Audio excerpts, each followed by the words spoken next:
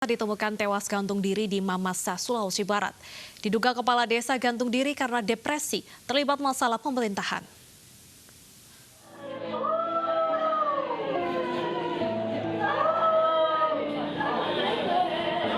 Isak tangis keluarga terus terdengar dari rumah duka di Saulilemo, Rantai Bulahan, Mamasa, Sulawesi Barat. Keluarga tak menyangka jika jenazah Pelipus ditemukan gantung diri di salah satu pohon yang ada di kebun kopi. Padahal saat pergi, Pelipus, kepala desa Buangin, berpamitan untuk membagikan bantuan langsung tunai di balai desa. Kepala desa juga ternyata meninggalkan surat untuk keluarga.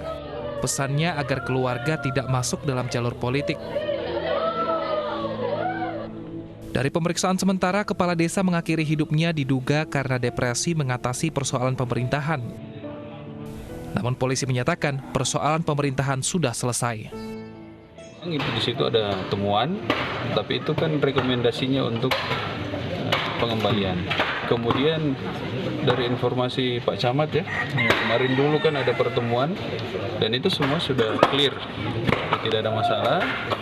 Tinggal memikirkan bagaimana pembangunan desa Buangin ini ke depan untuk kerjasama dengan masyarakat. Di bawah tekanan terus.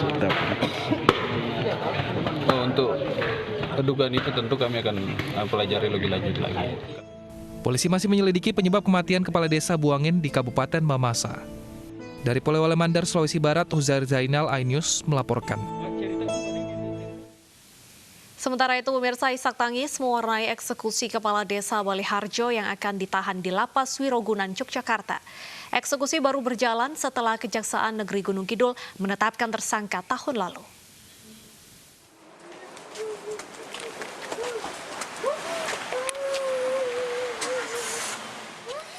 Karena sudah saya sumbang 2 miliar, tetapi hari ini saya dizolimi oleh negara. Tri Harsanti melepas kepergian suaminya Agus Setiawan yang dieksekusi Kejaksaan Negeri Gunung Kidul. Kepala desa Baleharjo ini diduga korupsi dana pembangunan Balai Desa Baleharjo senilai 353 juta rupiah. Agus Setiawan sudah berusaha mengganti uang kerugian negara hingga 2 miliar rupiah menggunakan uang tanah bengkok miliknya. Agus ditahan di Lapas Wirogunan, Yogyakarta selama 20 hari. Agus ditetapkan sebagai tersangka awal Agustus tahun lalu. Eksekusi pada siang hari ini mungkin apa yang ingin disampaikan, Pak?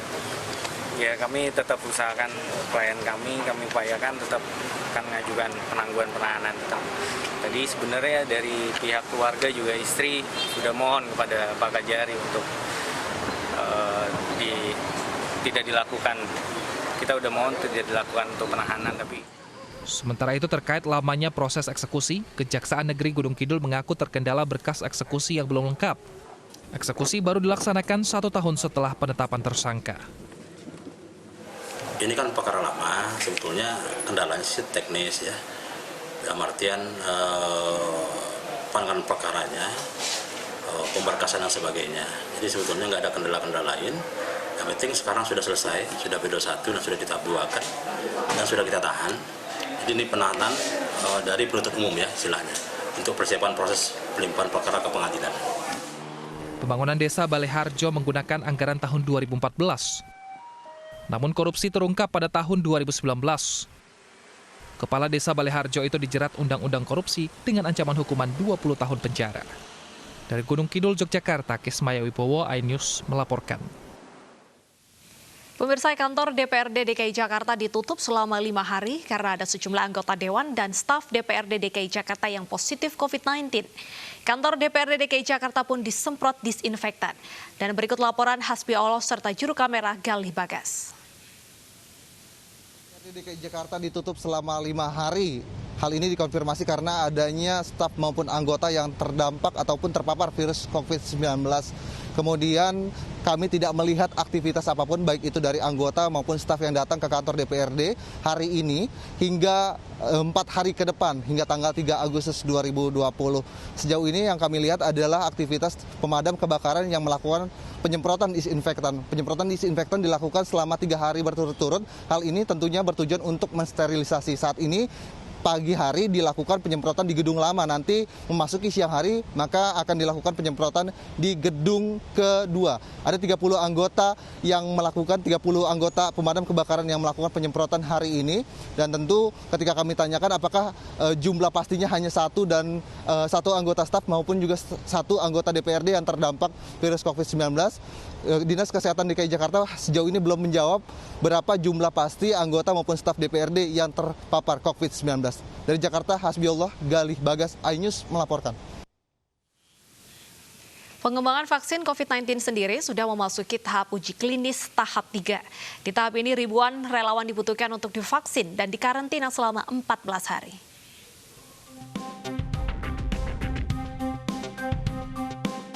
Pengembangan vaksin COVID-19 yang dilaksanakan oleh Bio Farma dan Universitas Padjadjaran Bandung memasuki uji klinis tahap 3.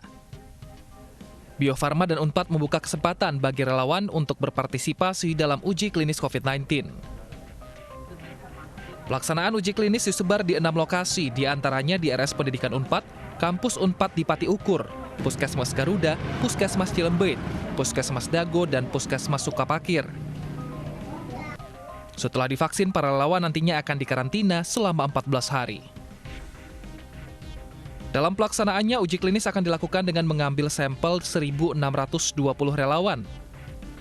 Meski pendaftaran relawan resmi dibuka pada awal Agustus, namun saat ini sudah ada relawan yang mendaftar. Supaya vaksin cepat diketemukan, supaya Indonesia terbebas, cepat-cepat normal kembali. Ada tidak Pak mungkin pertanyaan yang sempat disampaikan oleh pihak pendaftaran? Ada. Apa saja?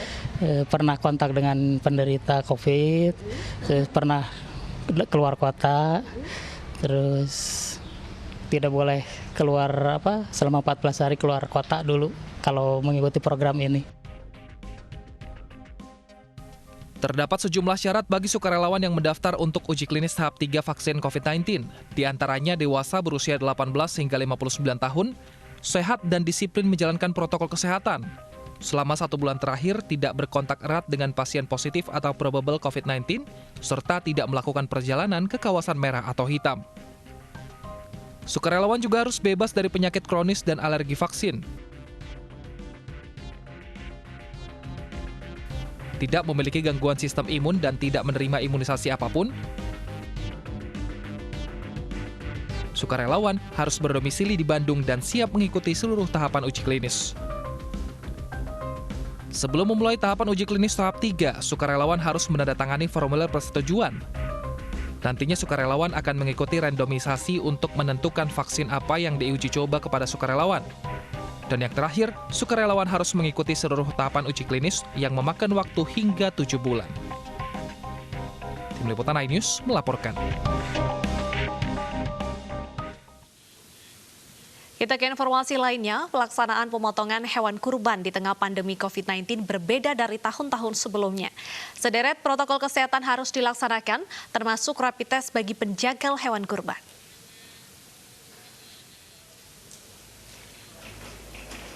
Jelang Hari Raya Idul Adha tahun ini, pemerintah mewajibkan panitia kurban yang menyembelih hewan untuk melakukan rapid test sebelum bertugas.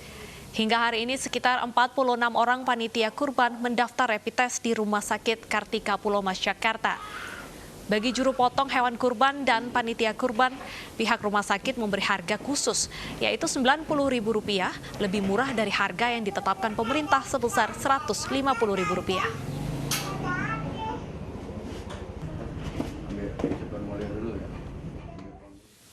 Dan kita menuju rekan Davi Pratama di Rumah Sakit Kartika Pulomas Jakarta yang akan memantau jalannya rapid test petugas pemotong hewan kurban. Selamat siang Davi, bagaimana hasil rapid test yang ini? Idul Adha memang seluruh juru potong hewan juga sudah melakukan rapid test murah yang digelar di Rumah Sakit Kartika Hospital di Pulomas, Jakarta ini. Memang harga yang ditetapkan oleh pihak rumah sakit yang ditujukan untuk juru potong hewan kurban dan juga panitia kurban jauh lebih murah jika dibandingkan dengan harga yang ditetapkan oleh Kementerian Kesehatan, yakni Rp150.000. Namun rapid test di sini bisa dijangkau dengan harga Rp90.000 saja. Dan untuk mengetahui secara detail bagaimana program yang diluncurkan oleh Kartika Pulomas Hospital ini saya sudah bersama dengan Dr. Sadewa Yuda, yakni manajer umum dari Hospital Pulau Mas Kartika ini. Selamat siang, dokter. Iya, Pak. Ya. Dokter, bisa dijelaskan bagaimana maksud dan tujuan dari program ini dilaksanakan khususnya untuk juru potong hewan sendiri? Baik, jadi kami itu melihat banyaknya antusias masyarakat untuk mengikuti sholat Idul Adha dan melihat pemotongan korban. Dan kami juga ingin membantu pemerintah men-tracing masyarakat dengan menggunakan rapid test dan juga memberikan rasa aman kepada masyarakat. Maka dari itu kami membuat program seperti ini, Pak. Oke. Kemudian animo yang terlihat dari khususnya dari juru potong hewan, kemudian dari panitia kurban sendiri hingga hari ini sendiri seperti apa? Wow, banyak sekali ya Pak. Kami udah meluncurkan dari kemarin. Kemarin saya dapat data itu udah 60 orang untuk melakukan rapid test untuk penyembelih dan panitia kurban setelah panitia sholat Id. Dan hari ini data yang masuk 48 sampai jam 11 tadi. 48. Iya. Kemudian untuk mengetahui hasilnya sendiri, Pak, seperti apa nantinya, Pak? Nah, untuk itu setelah rapid test bisa ditunggu 15 menit sampai 20 menit, hasil keluar dengan sistematis dan akan diberikan surat keterangan sehat juga. Surat keterangan sehat. Iya. Oke, Pak, terakhir ketika program ini dilaksanakan sejak kemarin, nantinya ke depannya sampai kapan program ini akan dilaksanakan, Pak? Ya. Program ini mulai dari kemarin masih berlangsung sampai sekarang dan hari H besok sampai 3 hari setelahnya hari Tasrik. Jadi total sekitar 6 hari. 6 hari. Iya. Baik. Dokter Sadewa, terima kasih banyak atas penjelasannya. Ya. Nah, itu dia Bernadetta penjelasan yang dilakukan oleh Dokter Sadewa terkait program rapid test dengan harga murah yang dikhususkan untuk juru potong hewan dan juga panitia kurban Idul Adha besok. Dan untuk diketahui nanti para juru potong hewan ini cukup mudah persyaratannya jika datang langsung ke Hospital Kartika di Pulau Mas ini, tinggal membawa KTP saja, kemudian tinggal diberikan langsung kepada petugas, nantinya akan langsung dilayani dan seperti kata Dokter Sadewa tadi